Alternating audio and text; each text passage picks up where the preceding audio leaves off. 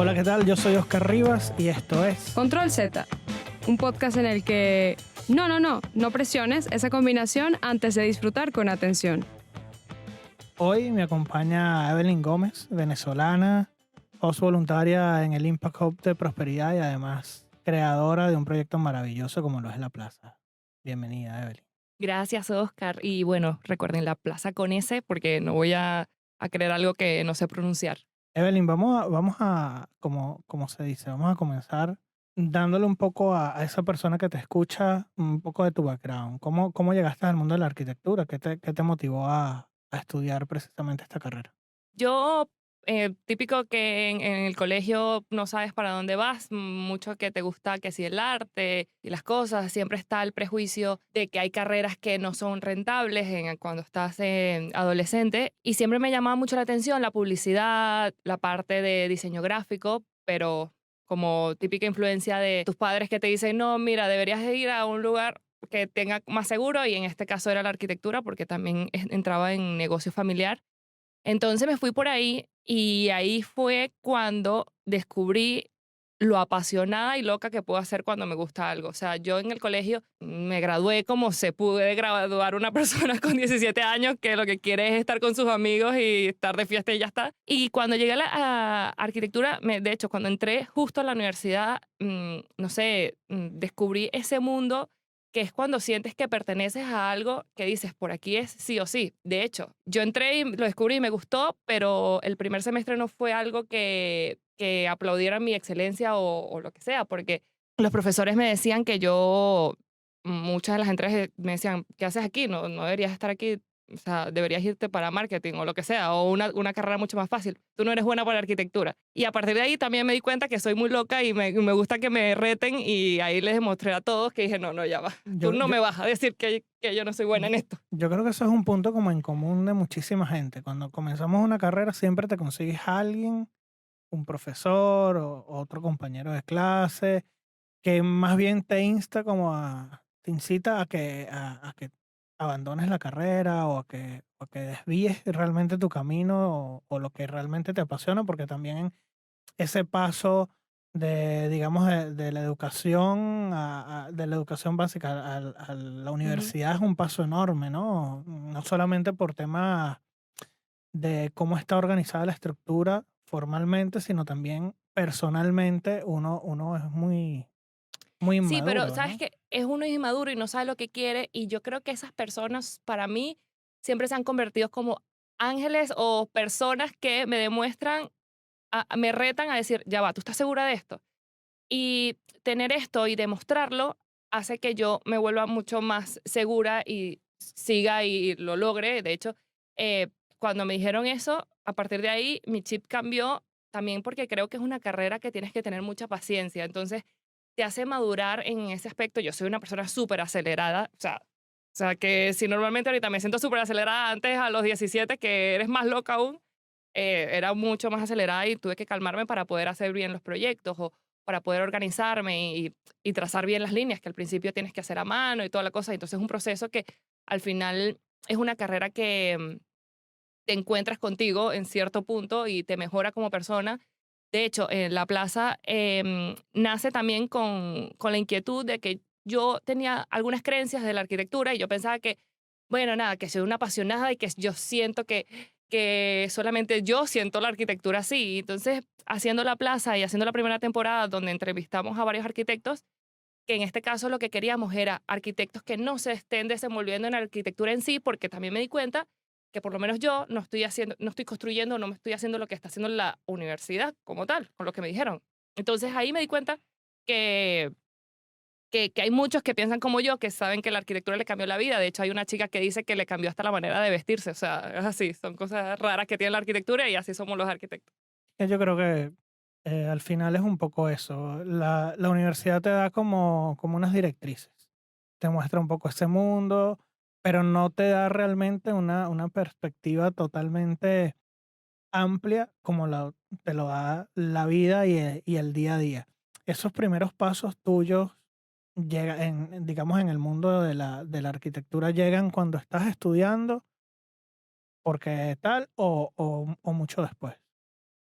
Bueno, yo creo que hablando del sistema de la universidad como tal, creo que uno se hace la carrera. O sea, yo aprendí, bueno, yo vengo de un país que claramente existe una crisis social y económica que te puede choquear un poco, te puede choquear la manera de la creatividad, nunca vas a pensar igual, o sea, siempre estás como solucionando problemas constantemente y es bastante difícil, pero también te motiva como a crecer y a saber qué es lo que quieres en cierto punto. Entonces, yo lo que hice fue durante la carrera, trabajaba paralelo en un negocio familiar que eran unos salones de eventos y quise hacerme mi carrera con respecto a hacer eventos de arquitectos que vengan a hablar sobre arquitectura de la vida real, ¿sabes? Entonces, así le mostraba yo a mis compañeros que, bueno, junto al colectivo, o sea, era parte del colectivo La Pizarra, les demostrábamos a ellos con estos eventos cómo era la vida real o qué están haciendo los arquitectos ahora mismo.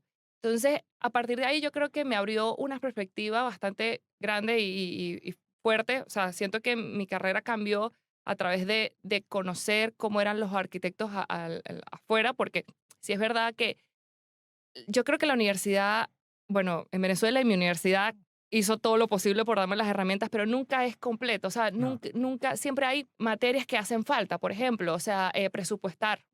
No tienes ni idea, tú no sabes cuántos son los honorarios de un arquitecto o nada, como, pero yo creo que en todas las carreras nunca te enseñan a cuál es tu valor.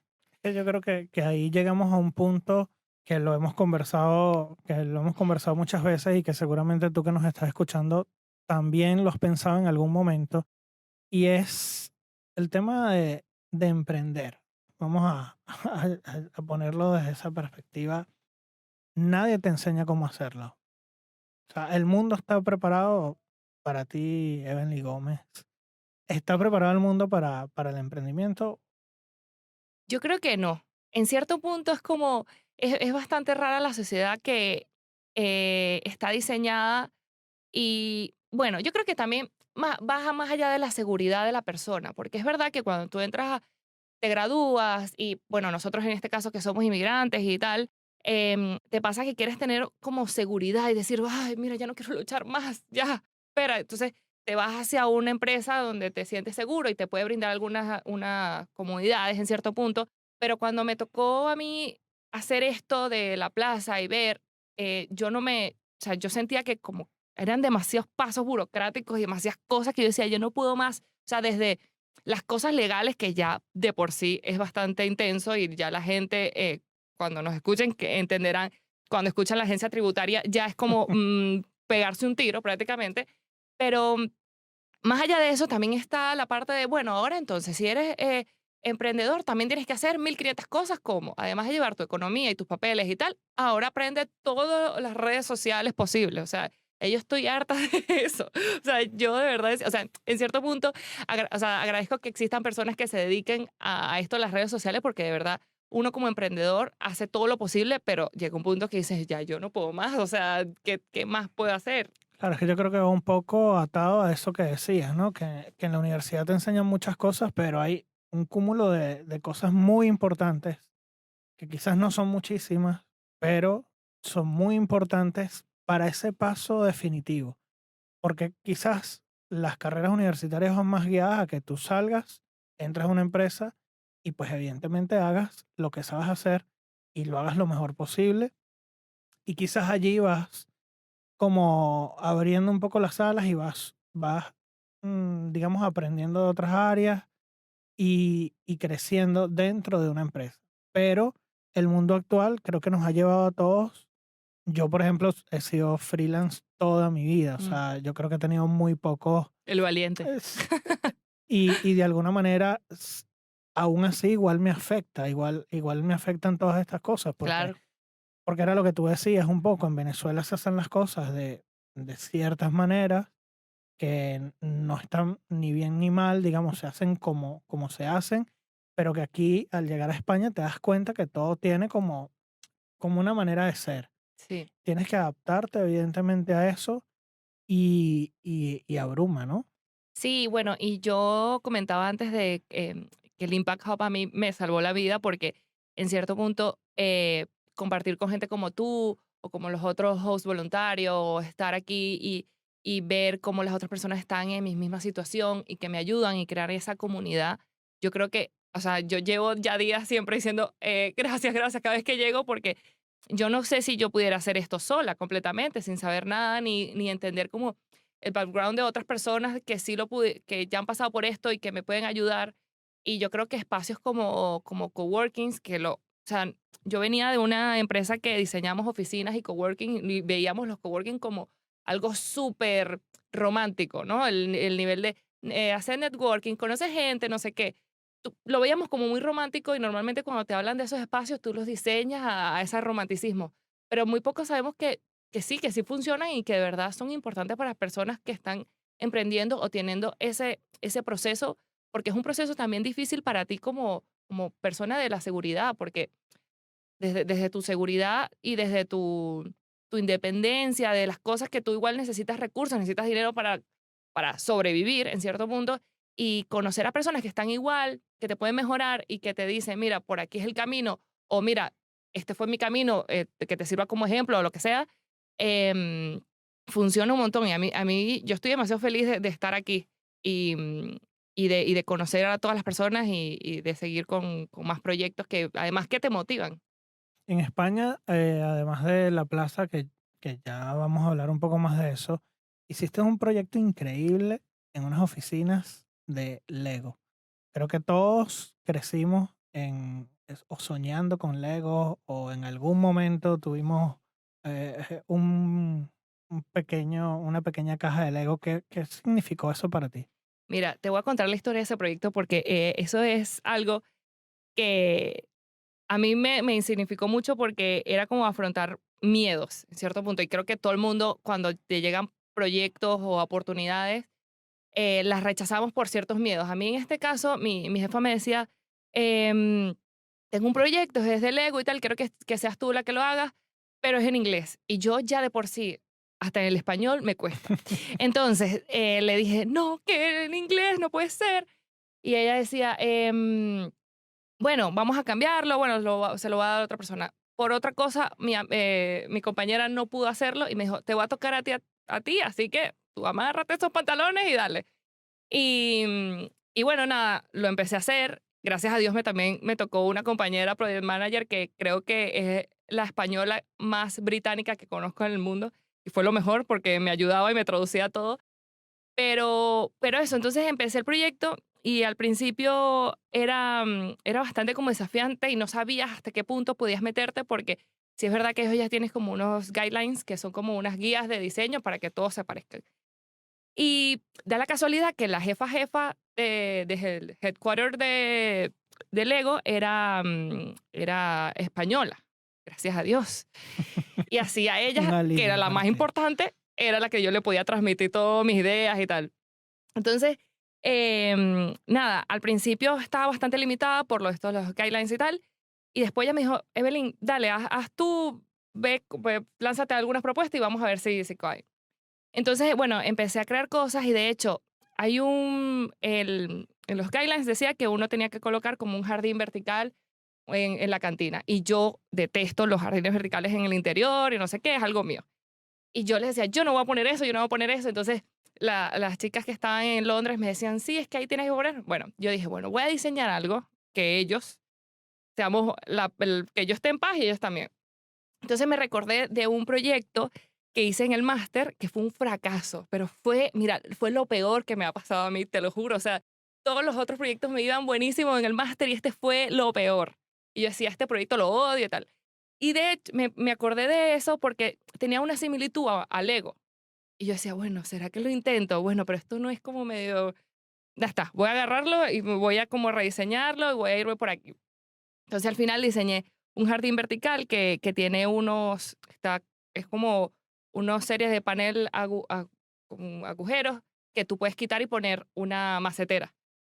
Entonces, y a partir de ahí, de la macetera, puedes leer el alfabeto braille, porque es como para ciegos, Perfecto. porque son compuestos como por unos puntos, que ya de por sí Lego es como de puntos, y yo como que asociaba mucho que era a eso, me recordaba mucho el alfabeto braille. Entonces lo hice a partir de ahí y se lo muestro. Me acuerdo que se lo mostré la primera vez y como yo soy malísima para hablar inglés, lo expliqué como todo súper mal y tal. Y pasó y la project manager me dijo, no, pero vuelve a intentar y explícalaselo bien a Cecilia y si quieres se lo dices en español. Y ella después me dijo, sí, me encantó, ya se lo presenté a mi jefe, que es como era el líder completo. Se lo presenté a mi jefe, le encantó, vamos a hacerlo así, de hecho, vamos a cambiar todas las oficinas para que sean en base a eso, porque son como unos valores que tiene el Lego. Y eso fue como, qué loco, como un proyecto que para mí era lo peor, se transformó en una bendición, porque de hecho después el chico publicó algo en LinkedIn diciendo, y de paso tiene este jardín que es así diseñado O y sea, que tal. fue además como un Claro, punto entonces relevante ahí dentro del entendí que los proyecto. proyectos, todos los proyectos son buenos o todas las ideas son buenas, pero hay ideas a destiempo. O sea, que quizás no es el tiempo de ese proyecto, sino más adelante pueden pasar 2 años o qué sé yo, o no era el cliente, pero nunca hay una mala idea. Y ahí lo entendí. De esa experiencia voy a sacar dos palabras, miedo y fracaso. Siempre se nos vende como que no, que si el miedo te impulsa, que si el miedo te... Y el tema del fracaso que la gente te lo impone como que es que si esto te sale mal es que fracasaste. Yo personalmente creo que el fracaso no existe o de repente existe cuando ya tú definitivamente tiras la toalla y dices, mira, no lo intento más. Y con el tema del miedo pasa exactamente lo mismo. Fíjate que llegaste a un proyecto muy grande con una marca muy conocida, ya como establecida mundialmente, y el miedo casi te hace no vivirlo. Ujú. Yo personalmente he pasado por la misma experiencia que tú. ¿Cómo lo ves ahora? ¿Cómo lo analizas ahora? Ahora lo veo que cada vez que me da algo miedo, digo, bueno, no voy a abusar de esta sensación, pero le voy a dar, pues, ¿sabes? Ya está, me voy a lanzar y que pase. También siento que las cosas siempre fluyen o te llegan de un cierto modo que no te puedes ni quitar, ¿sabes? Cuando te dicen que cuando es para ti ni que te quites, literal creo que me pasó con esto porque me quité y todavía me volvieron a llevar hasta ahí. Pero, pero sí es verdad que ahora como que abrazo el miedo cada vez que me pasa algo o cada vez que siento ese nervio de no confiar o pensar de que, porque siento que es como una excusa que me pongo a mí para, no voy a hacer esto porque, qué sé yo, no sé hablar inglés. Y después ahora me doy cuenta que la vida cuando las cosas tienen que pasar o cuando es para ti, va a fluir como cuando yo encontré esta compañera que era casi británica y que me traducía todo. Entonces, siento que es eso. Creo que con el tema de los idiomas pasa mucho, ¿no? Ujú, Yo creo que pasa mucho. A mí también en un proyecto muy grande con un artista internacional me pasó que me dijeron como que, mira, pero tienes que hablar inglés. Y yo también estuve como tú, estuve como, sí, no, sí, no, sí, no, sí, no. Pero mira, ¿cuánto inglés tengo que hablar? Pero hasta que finalmente dije, mira, ¿qué es lo peor que puede pasar?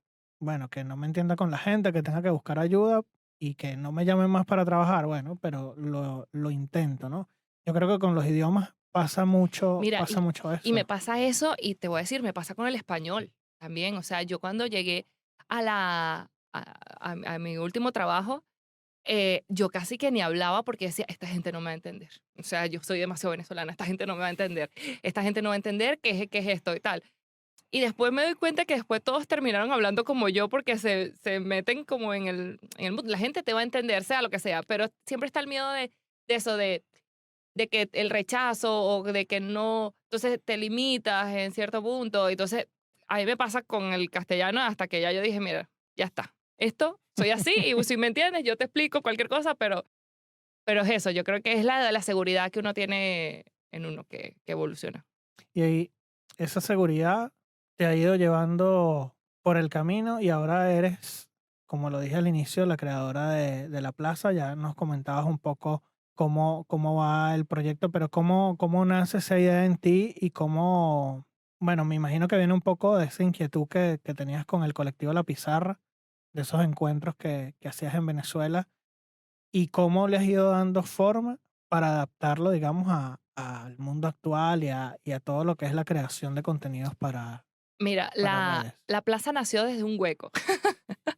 Desde el punto de que como a todos nos ha pasado que se tienen que reinventar por lo de la pandemia, hicieron reducción de personal y salimos muchos de ahí. Y a partir de ahí me di cuenta que soy bastante inquieta y yo no podía tener algo que o sea, no puedo estar ni un segundo sin hacer nada o sin estar pensando qué tengo que hacer. Y además venía como de 2 años de esta empresa que el ritmo es súper rápido. y no me podía quedar quieta y estaba en ese hueco cuando típico de que te quedas sin trabajo, no sé qué hago. Y la plaza nació bajo el punto de, bueno, voy a mostrar mi trabajo, voy a por aquí. Estaba haciendo un proyecto que se llamaba Llevo tu Luz, que ya también lo había como presentado en la empresa y toda la cosa. Y nace ahí y se llama La Plaza porque yo, no, o sea, a mí me gusta trabajar en equipo y siento que la creatividad o cualquier proyecto está compuesto por otras personas. O sea, no quería crear que estudio Evelyn Gómez porque no quería que la gente estuviera el peso de mi nombre ahí y no sé si tú, más allá de que no se sintieran en parte del proyecto. Entonces se llama La Plaza porque es un punto de encuentro donde en principio se encontraban profesionales a crear un proyecto. Y es con ese, porque como decía antes, a partir de que emigré me di cuenta que tener el acento y ser de donde eres tienes que reforzarlo aún más porque te da ese punto Identidad. diferenciador, exacto, te da identidad. Y entonces yo no podía poner Plaza con Z porque yo no lo iba a decir bien, más que si estoy en España te lo exigen decirlo, o sea, no te lo exigen, pero sabes, lo tienes más frecuente. Entonces los llevé a la plaza con ese y además que Gómez es con ese también. Entonces lo asociaba mucho a, siempre, toda mi vida fui Gómez con ese. Entonces la plaza con ese, entonces se asocia mucho ahí. Entonces nació para mostrar mi trabajo en sí y después llegué al Impact Hub y como digo, o sea, esto es un núcleo de creatividad y de gente increíble que te va como planteando ideas y me volví a reconectar con esto de mi parte de eventos y de comunidad y lo que te decía, el colectivo La Pizarra, que me gustaba un montón porque además esto lo hacíamos cada mes y era en una discoteca, llevamos un arquitecto y tú podías tomar birras y viendo un arquitecto, que era como sacarlos, o sea, llevar a la universidad, pero al extremo de lo cómodo y de lo que la gente es en realidad. O sea, siempre queríamos mostrar la realidad, que no me tenías que poner en una charla todos sentados recto y escuchando, Claro. porque yo también te puedo escuchar, pero con una birra, o sea, te puedes calmar. Entonces, nada, empezó así, planteamos, me di cuenta que había muchos arquitectos que no se estaban dedicando a la arquitectura. De hecho, yo me dedico al diseño interior, que puede ser una parte de diseño, pero no es lo que te enseñan en la universidad completamente. Y bueno, hicimos eso, trajimos a nueve arquitectos que nos planteaban, habían gente, escultor de libros, que de repente nunca entendí cómo terminas ahí, o sea, terminas ahí picando unos libros y creando maquetas increíbles. También diseñadores gráficos, productores, músicos. Y nada, fue una experiencia que nos gustó mucho y ahí fue como moldeándose a la plaza a nivel de comunidad y a nivel de informar. Y ahora estamos preparando la segunda temporada para hablar más de temas, más allá de una entrevista, de conocer que ya sabemos que los arquitectos hacen otras cosas. Ahora queremos hablar de temas que no se tocan, no se suelen tocar. Normalmente. Ajá. Y entonces, nada, estamos en eso, estamos marcando, estamos viendo cómo moldeamos las cosas. Yo creo que un proyecto nunca está completamente, o sea, si yo te digo, ¿qué es la plaza exactamente? Mira, no sé, va transformándose como yo me transformo como persona, o sea, yo no soy la misma de hace, bueno, no soy la misma de antes de la pandemia, ¿sabes? Entonces, no me quiero como a definir exactamente qué es la plaza, pero sí puedo decir que es un punto de encuentro y ya se verá qué se hace. Este podcast se llama Control Z y todos sabemos para qué se utiliza. ¿En tu vida usarías el Control Z en este momento? ¿Para qué lo utilizarías? Mira, yo creo que no, porque como te decía, a mí me pasa lo que me pasó del Lego, que saber de que en ese proyecto que yo le podía dar control Z y lo borraba, pero no iba a tener la idea para lograr el éxito que tuve con Lego. Entonces, me doy cuenta que cada cosa que te pasa es para algo y que el tiempo nunca se pierde. O sea, cada vez me lo marco mucho. De hecho, cuando estaba estudiando, yo creía eso, que yo estaba aprendiendo el tiempo estar en Venezuela, que yo sentía que no era un país que me daba las cosas, o yo sentía que la universidad no me daba lo que yo tenía que aprender, como no estuviera al límite, o sea, con los mismos conocimientos que otros profesionales en el exterior. Y yo siempre yo pensaba que el control Z lo utilizaría ahí, y tal, pero después me di cuenta que no, que uno se hace como profesional y que todos esos errores y que todas esas cosas que te pasan te hacen lo que eres como persona. Entonces, darme control Z es negarme a lo que soy ahora. Entonces, prefiero no utilizarlo. Eso lo utilizo en los planos que suelo utilizarlos bastante. Bueno, yo creo que ha sido enriquecedora esta conversación. De verdad que te doy las gracias por compartir con nosotros todo eso al final yo creo que es muy importante. Estamos en un punto ahora mismo en el que tenemos que ser más humanos que profesionales. Ujú. Vendemos mucho lo que hacemos, vendemos mucho las herramientas que sabemos utilizar, pero le ponemos como una coraza tan grande a eso que muchas veces no permitimos que se vea el ser humano que hay detrás y todo ese background que te lleva a ser quien eres ahora, no solamente como persona, sino también en los proyectos. Así que te doy las gracias por Gracias a eso. ti, Oscar. Te invito a ti que estás escuchando este podcast Control Z a que busques a Evelyn si quieres comentar las redes sociales. @la.plaza con S, por favor. El que escriba con Z, los dejo de seguir porque lo voy a estar vigilando por ahí. Para que así puedas disfrutar de no solamente la primera temporada, sino de esa segunda temporada que ya viene. Esto fue Control Z y bueno, nada, el día. Agradecimientos a Impact Hub Madrid, Mute Crew, Ciclo y Aparte, La Plaza, Uda Roses, Luos, Agencia Creativa, Doris Bermúdez e Iván Espinosa. Una producción de La Pulpería Cultural.